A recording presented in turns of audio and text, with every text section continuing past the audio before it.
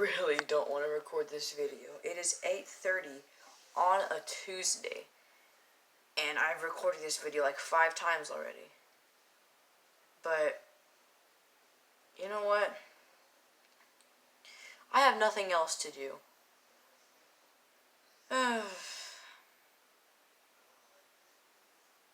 I gotta find the place where that was at.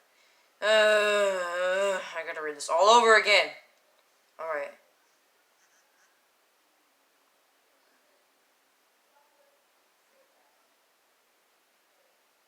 Okay, I'm pretty sure we're up right here.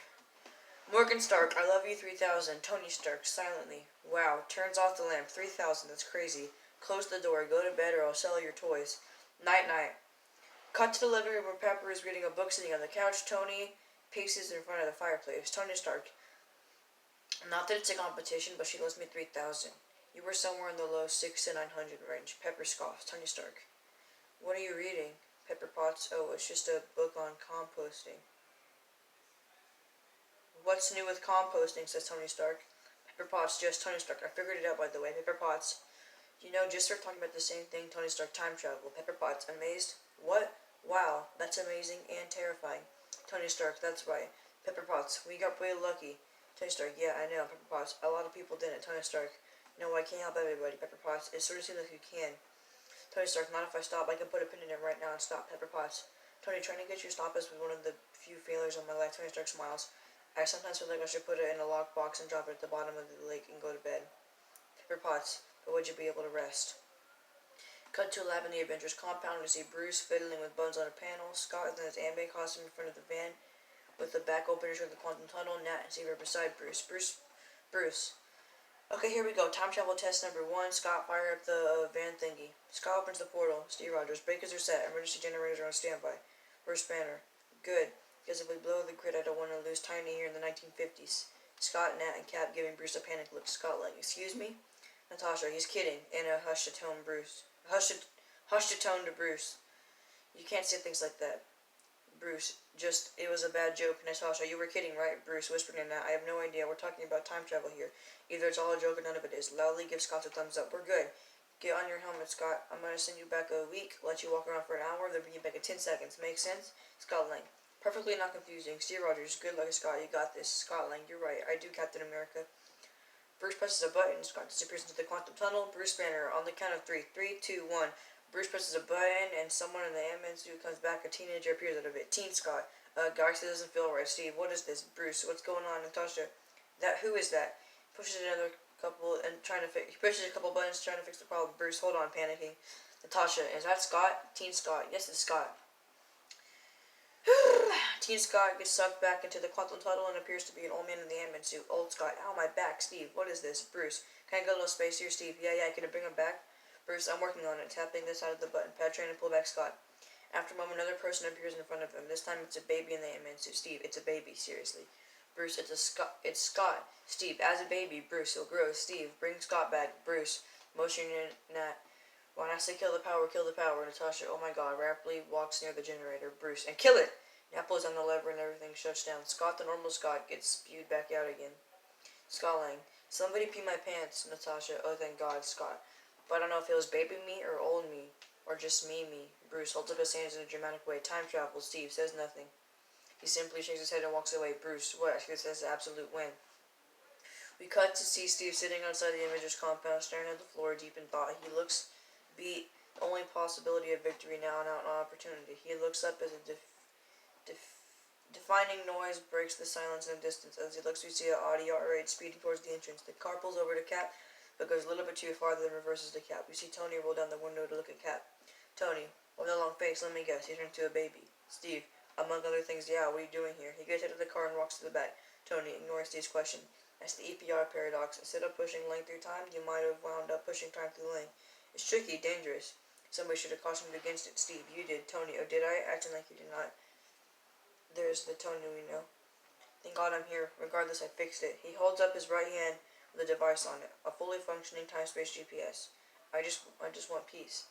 Makes a peace on with his fingers. Turns out resentment is corrosive and I hate it. Steve, me too. Tony, we get a shot at getting these stones, but I'm going to tell you, I'm priorities. Bring back what we lost, I hope. Yes. Keep what I got, have to at all costs. Maybe not die while trying will be nice. Steve, sounds like a deal. Steve reaches out and his hand is shaking a deal, which Tony replies in the same way. Tony reaches back into his trunk to pull something else out. Captain America's shield. He gives it to Steve, who hesitates. Steve Rogers, Tony, why? He made it for you, referring to Howard Stark. Plus, I honestly have to get it out of the garage before Morgan takes it sledding.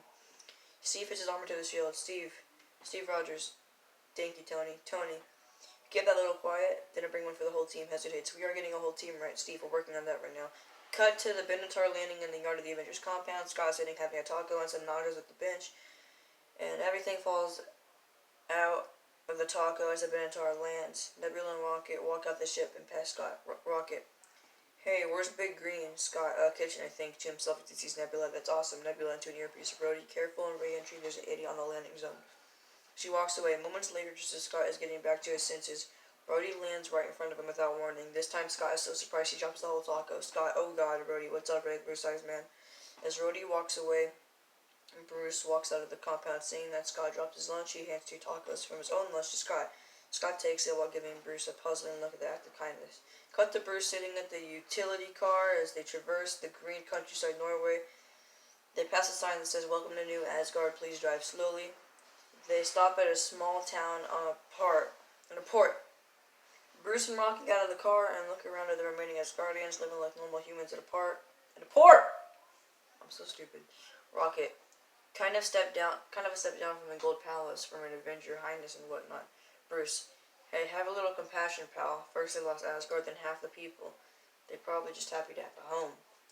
Bruce spots Valkyrie looking over at him and heads over to her. Valkyrie, you shouldn't have come, Bruce. Valkyrie, great to see you. Angry girl, Valkyrie. Notices Bruce change of appearance. I think I liked you either of the other ways. Bruce, mushing to Rocket. This is Rocket, how you doing? Valkyrie, I ain't Rocket. He won't see you, Bruce. That bad, huh, Valkyrie? Well, let's see him once a month when he comes out for looking at a pile of kegs of stout and other beer on the side. Supplies. Bruce, it's that bad, Valkyrie, yeah. Custer Rocket opening a door and him. Bruce walking in. Rocket grimacing at the smell. What the? Woo! Something died in here. Bruce. Hello, Thor. Thor from another room. Are you here about the cable? He walks into view and the audience's jaw drops. Thor, who is shirtless and definitely put on a couple pounds since we last saw him. Thor. The Cinemax ran out about 2 weeks ago, and the sports were all kind of fuzzy. He grabs a beer. Bruce. Thor? He notices Bruce and Rocket standing out there. He cracks in joy. Boys, oh my god, it's so good to see you. To Rocket trying to hug him. Come here, little rascal. Rocket. No, I'm good. That's not necessary. Thor. Hulk. No, my friends. Meek Korg, right? We see Meek and Korg sitting on a couch. PlayStation controller in hand, playing Fortnite, eating chips. Korg. Hey, boys. Bruce. Hey, guys. Long time no see. Korg. Beer's on the bucket. Feel free to log into the Wi-Fi. No password, obviously. He goes back to his game. Lol, he's back. The kid on the TV just called me a pee-pee head again. Thor. New Master? Korg. Yeah, New Master 69. Thor walks over to Korg, takes his headphones and speaks into the mic. Thor. New Master. Yeah, it's Thor again. You know the God of Thunder? Listen, buddy, if you don't log out this game immediately, I'm gonna fly over to your house. Come into that basement you're hiding in. Rip off your arms and shove them up your butt. Oh, that's right. Go cry to your father, little weasel. Korg. Thor brings his headphones back. Thank you, Thor. Thor. Let me know if he bothers you again, okay? Korg. Thank you very much. I will. Thor. So you guys want to drink? What are you drinking? We have beer, tequila, all sorts of things. Thor uses Stormbreaker to open a bottle of beer and starts drinking. Bruce walks in and places his hand on his shoulder. Bruce, buddy, you're alright. Thor, yes, I'm fine. Do I not look alright? Rocket concerned. You look like melted ice cream. Thor, laughs. So what's up? Bruce, we need your help. There might be a chance we could fix everything. Thor, what, like the cable and burps? Because it's been driving me bananas for weeks. Bruce, like Thanos. Thor's smile slowly disappears. He puts his shaky hand on Bruce's shoulder and points at him. Thor, don't say that name. Korg stands off and takes his headphones. Yeah, we don't actually say that name in here. Bruce quietly. Please take your hand off me. He brushes Thor's hand. Now I know that guy might scare you. Thor, why would I be scared of that guy? I'm the one who killed that guy, remember? You know else you're gonna kill that guy? Nope, didn't think so. Korg. Don't you tell everyone who chopped off Thanos' big head off. Thor walks up scream. Korg, screen. Korg, Stormbreaker. Thor, now who was swinging Stormbreaker? Bruce, I get it. You're in a rough spot, okay? I've been here myself. You wanna know who helped me out? Thor, I don't know, is it Natasha? Bruce, it was you. You helped me. Thor walks over and looks at the window and points, still holding a beer. Why don't you ask the Asgardians down there how much my help was worth? He drops onto the sofa. The ones that are left anyway. Bruce, I think we can bring them back. Thor, stop, just stop. Opens a packet of M&Ms. I know you think I'm down here wallowing into my own self-pity, waiting to be rescued and saved, but I'm fine, okay? We're fine, aren't we? The camera cuts to Korg and Mickey eating pizza and playing once more. Korg, now we're all good here, mate. Cut back to Thor. Thor, so whatever it is that you're offering, we're not into it. Don't care. Couldn't care less. Goodbye. Bruce, from off screen. We need you, pal. Thor takes his head. Thor shakes his head and ignores Bruce. Rocky crossing his arms. There's beer on the ship. Thor pauses, but doesn't look up. What kind? Screen title, Tokyo! Oh my god, Tokyo! Okay. After seeing the Quinjet flying down to the capital, the scene cuts into a nightclub in the city of Tokyo. As the entertainment is still intact, loads of dead bodies of Yakuza members. Okay. No! Hold on. What the heck? Okay. Members are seen as the hooded figure through the circuit, another Yakuza member. They are shouting something Japanese as two more men come out of nowhere and draw out their Uzis. Thug one. Romanized. I'm just kidding, make sure to pronounce this. Aitsuda Akene no san wo. Translated, it's him. He's after Akihiko. Both thugs fire their SMGs as both got slain by a shuriken. A shuriken! How do you... Shuriken? Sure, whatever. A Yakuza member wielding a katana charges at him in the stairs, but it's immediately overthrown and slain by the Ronin. Ronin then fights other sword-wielding thugs, which is thrown outside the glass, killing him. The camera passes through two more buildings as the fighting ensues. Different screams, shouts, and more havoc inside and gunfire. A man in dark raincoat chunks out the glass window. The Ronin doing the same as both of them lands in a dark alley. But the man in raincoat turns to the Ronin who just landed after him. It was Akihiko, the leader of the Yakuza gang, whose head being hunted by the Ronin himself. Teme nase kono koto husuru otra teme ni nani mo sendatoro. English, why are you doing this? We never did anything. Ronin, as he draws out his katana, reversibly wields it. Shikiyo no hanabun, sansu narate, oma wa naze buji nano. English, you survived, half the planet didn't. They got Thanos, you get me. Both sides engage in combat as Ronin pierces his stomach, but doing only minor damage to him. Ronin also in Japanese. Ome mo juben korostedoro. You're done hurting people. Akihiko. Orega dato kiite mo kuruto ka. He gestures to all the scattered bodies all over the henchmen. English, we hurt people? Crazy. Akihiko charges which Ronin immediately blocks, both playing swords for 2 seconds. Bruh. Seeming that Yakuza is the leader and has the upper hand, Ronin punches him in the face and sword points into his throat, which makes Akihoyaha temporarily petrified. He lowers down his sword as he's about to surrender, but charges against Ronin. Both swords clash as Ronin slices his stomach, losing stamina, but gaining more strength from his rage. Akihiko. And then Gatsune like sword stance. Shine! English. Die.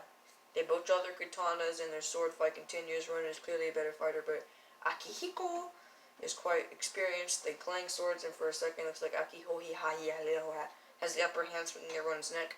Ronin, however, ducks and slides under the katana and slices Akihuya the stomach as he slides past him. Akihuya, now fatally injured, drops his katana. Ahu Metasuka kiru.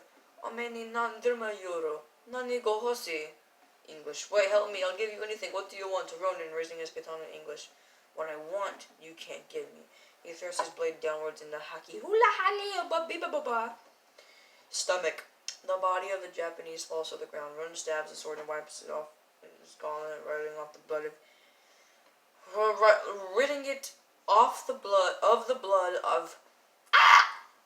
that's his name. He notices someone behind him and grabs his mask and slides it off his head, revealing himself as Clint Barton, who has gone on a rampage since the decimation. He turns around and looks at Nat, who is standing behind him, holding an umbrella and in casual clothes. Clint, you shouldn't be here, Natasha. Neither should you, Clint. I got a job to do, Natasha. Is that what you're calling this? Killing all those people isn't going to bring your family back. Clint starts to look emotional on the verge of crying. Natasha, we found something. A chance maybe. Clint, now openly crying. Don't, Natasha, don't what? Clint, don't give me hope.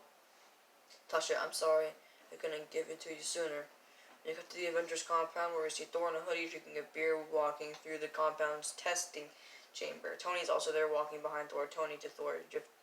Drifting left on the Star Lebowski to Rocket, who's working on something underneath the glass platform. Ratchet, how's it going? Rocket. It's Rocket. Take it easy. You're only genius on Earth, pal. Cut to the side room where we see Scott, Bruce, Steve, Rhodey talking. Scott is in a white and red suit similar to the Ant-Man suit. Rhodey, time travel suit? Not bad. Scott responds to Hulk touching the suit and something red in a glass tube. Hey, easy, Bruce. I'm being very careful. Scott, no, you're being very hulky. Bruce, I'm being very careful. Scott, holding up the red glass bottle. These are Pym particles, alright? And ever since Hank Pym got snapped out of existence, this is it. This is what we have. We're not making any more. Ready. Scott, calm down. Scott, sorry, we good enough for one round trip each. That's it. No do-overs. Plus 2 test runs. He actually presses a button and shrinks. Then goes back to normal size. 1 test run. Cut to the test chamber where we see Steve, Nat, Tony, Scott, Bruce, Rhodey, and Nebula.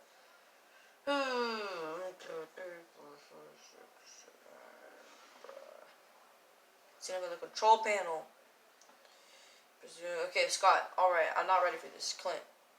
I'm game. I'll do it. Clint walks in wearing the suit Scott was moments before, the quantum suit. Bruce. Clint. They're gonna feel a little discombobulated from the chrono shift. Don't worry. Clint. Taking position on the platform. Rhodey. Wait. So let me ask you something. If we can do this, go back in time, why can't we just find baby Thanos and, he makes a hand gesture suggesting that they strangle the baby with a rope. Bruce Banner. Disgusted. First of all, that's horrible. Rhodey, in a tone that says overall thinking, it's Thanos. Bruce. And secondly, how does it work that way? Changing the past does not change the future. Scott. Look, we go back, we get the stones before Thanos gets them. Thanos doesn't have the stones. Problem solved. Clint. Bingo. Nebula. It's not how that works. Clint. Well, that's what I heard. Bruce. What? By who? Who told you that? Rhodey. Counting on his fingers. Star Trek. Terminator. Time Cop. Time after time. Scott. Quantum Leap. Rhodey. A Wrinkle in Time. Somewhere in Time. Scott. Hot Tub Time Machine. Rhodey. Hot Tub Time Machine. Bill and Ted's Excellent Adventure. Basically, any movie that deals with time travel. Scott. Die Hard. No, that's not one. Rhodey. This is known. Bruce. I don't know why everyone believes that, but that isn't true. Think about it. If you travel to the past becomes your future, and your former present becomes the past, which can't now be changed by the new future. Nebula. Exactly, Scott. So Back to the Future was a bunch of